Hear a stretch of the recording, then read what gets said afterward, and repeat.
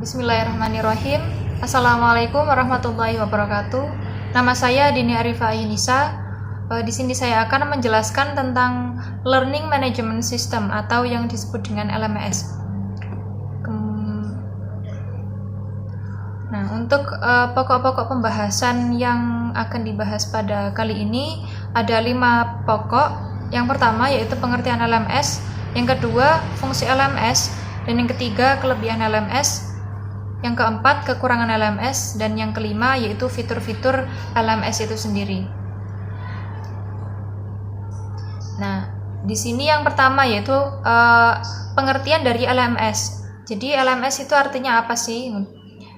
Nah, akhir-akhir ini Bapak dan Ibu dosen maupun teman-teman sekalian pasti sudah sering mendengar istilah LMS. Apalagi sejak adanya pembelajaran jarak jauh selama pandemi COVID-19 ini. Nah, lalu apa sebenarnya itu LMS atau Learning Management System, dan apa kelebihannya dan bagaimana penerapannya? Mari kita bahas pada pembahasan kali ini. Nah, sebenarnya istilah LMS ini sudah lama ada, atau mungkin Bapak Ibu dosen maupun teman-teman sekalian lebih sering mendengar istilah e-learning yang sama-sama dirancang khusus untuk memudahkan para pengajar dan pelajar ataupun mahasiswa selama pembelajaran jarak jauh selama pandemi COVID-19 ini. Nah, karena masih banyak para dosen dan juga teman-teman sekalian yang belum atau yang kurang memahami atau mengetahui istilah dari Learning Management System atau LMS itu sendiri, mari kita bahas secara detail agar lebih paham dan mudah dalam menjalankannya. Nah, untuk LMS artinya apa sih? Jadi, pengertian Learning Management System atau LMS secara umum adalah perangkat lunak yang dirancang untuk membuat, mendistribusikan dan mengatur penyampaian materi dalam suatu pembelajaran. Nah, untuk pengertian LMS ini sendiri memang cukup singkat, dan langsung saja kita beranjak ke contoh Learning Management System atau yang disebut dengan LMS. Nah, di sini terdapat contoh-contoh Learning Management System, yaitu contoh yang pertama yaitu Savima Edlink. Kemudian contoh yang kedua yaitu Google Classroom. Kemudian contoh yang ketiga yaitu Moodle dan Schoology dan sebagainya. Sebenarnya masih banyak lagi untuk contoh-contoh Learning Management System. Di sini saya ringkas saja untuk contohnya. Kemudian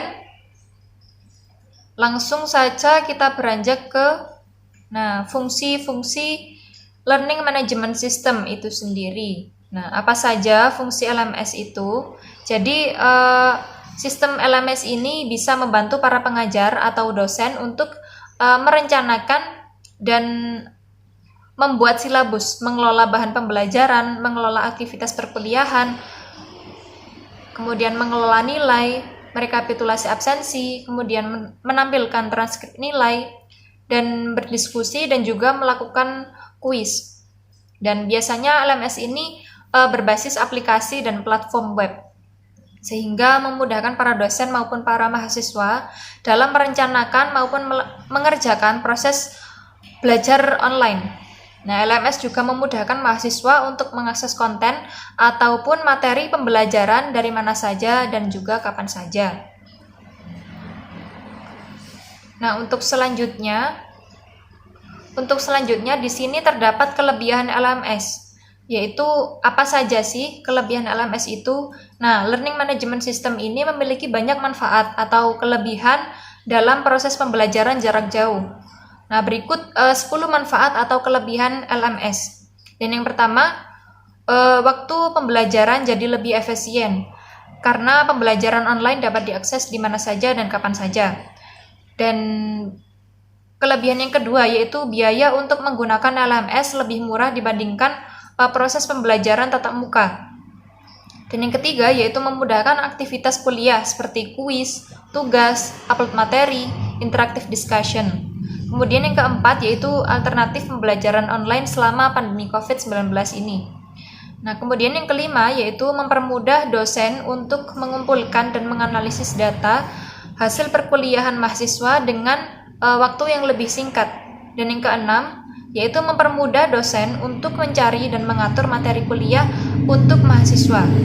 Dan yang ketujuh, yaitu metode pembelajaran LMS yang menggunakan beberapa teknologi informasi seperti berupa gambar, suara, animasi, video, dan teks, membuat materi pembelajaran lebih mudah dipahami dan tidak membosankan bagi para muridnya atau mahasiswanya. Kemudian yang kedelapan, yaitu mendorong mahasiswa untuk melakukan pembelajaran secara mandiri. Kemudian yang kesembilan, yaitu konten pembelajaran untuk mahasiswa dapat terdokumentasi dengan baik. Dan yang terakhir, yaitu memudahkan interaksi antara dosen dan mahasiswa dengan adanya fitur obrolan dan grup diskusi. Nah, setelah kelebihan, kita beranjak ke kekurangan LMS. Nah, apa saja sih kekurangan LMS itu sendiri? Media belajar online atau LMS ini juga memiliki kekurangan, yaitu antara lain yang pertama, dibutuhkan koneksi internet yang stabil dan bagus untuk mengakses LMS.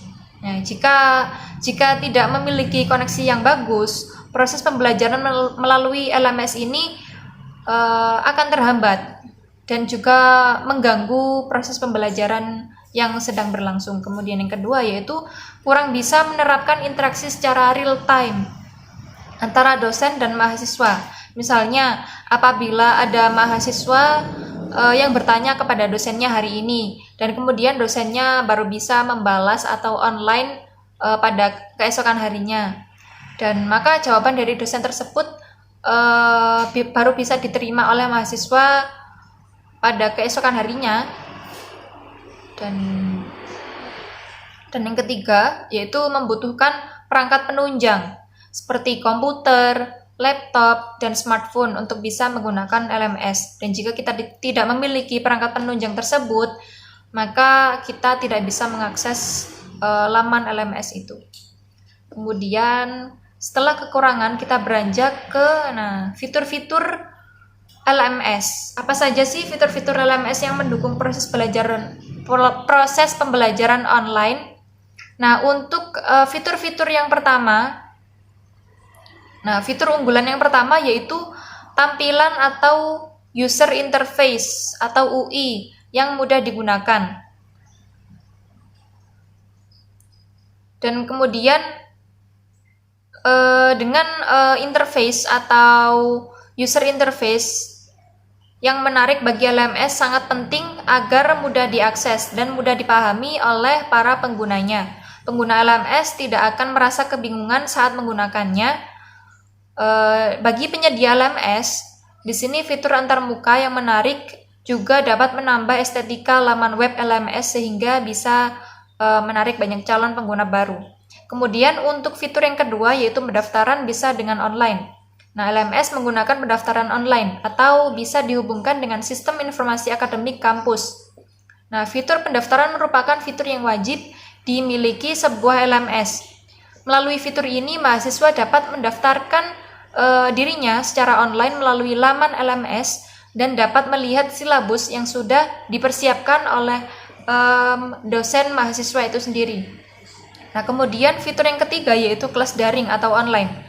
Nah, fungsi LMS untuk membantu pembelajaran daring. Untuk itu, LMS tentu memiliki fitur kelas daring.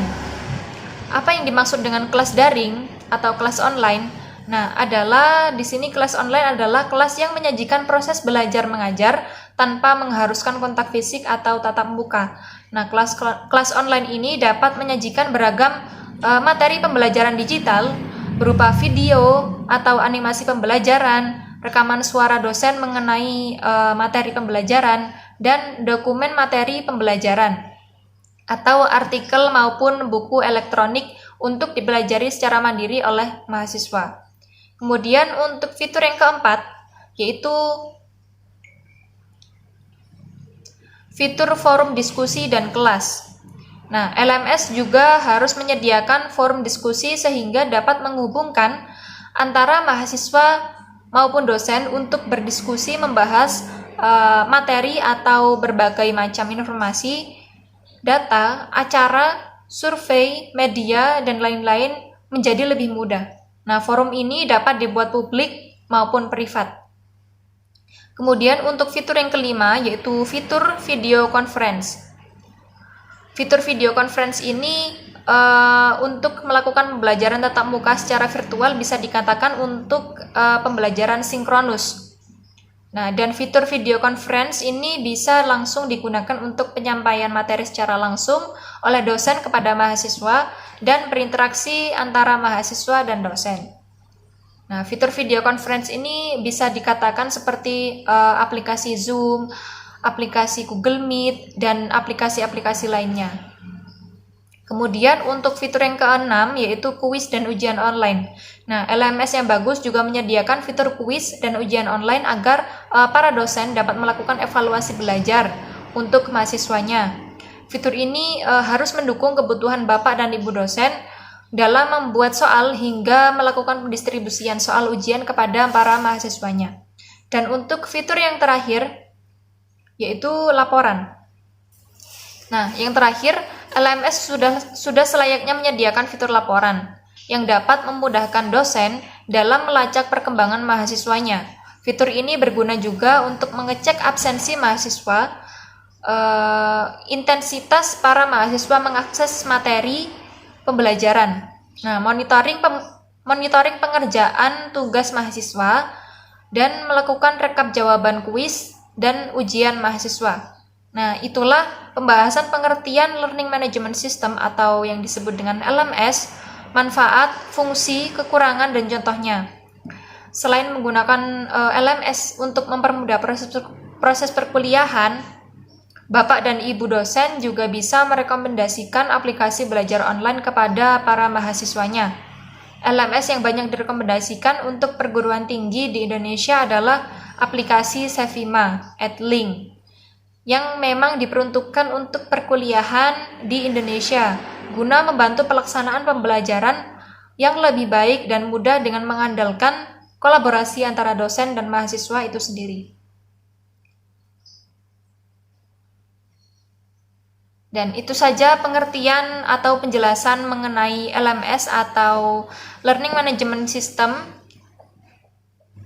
Jadi kesimpulannya adalah LMS di sini berarti perangkat lunak yang dirancang untuk membuat, mendistribusikan, dan juga mengatur penyampaian materi pembelajaran oleh dosen kepada mahasiswa. Dan di sini dapat dilihat dari fungsi-fungsi LMS itu sendiri, yaitu merencanakan dan membuat silabus, mengelola bahan pembelajaran, mengelola aktivitas perkuliahan mahasiswa, mengelola nilai, merekapitulasi absensi mahasiswa, menampilkan transkrip nilai, dan berdiskusi, dan juga melakukan kuis. Dan dapat dikatakan bahwa laman LMS ini atau Learning Management System ini bisa dikatakan sebagai media yang efektif untuk mahasiswa dan juga dosen. Kenapa? Dikarenakan pada masa pandemi COVID seperti ini, para mahasiswa juga masih membutuhkan pembelajaran yang efektif dan juga maksimal dan juga efisien. Nah, sekian dari saya. Mohon maaf apabila ada kesalahan kata atau kesalahan dalam penjelasan. Akhirul kalam, wassalamualaikum warahmatullahi wabarakatuh.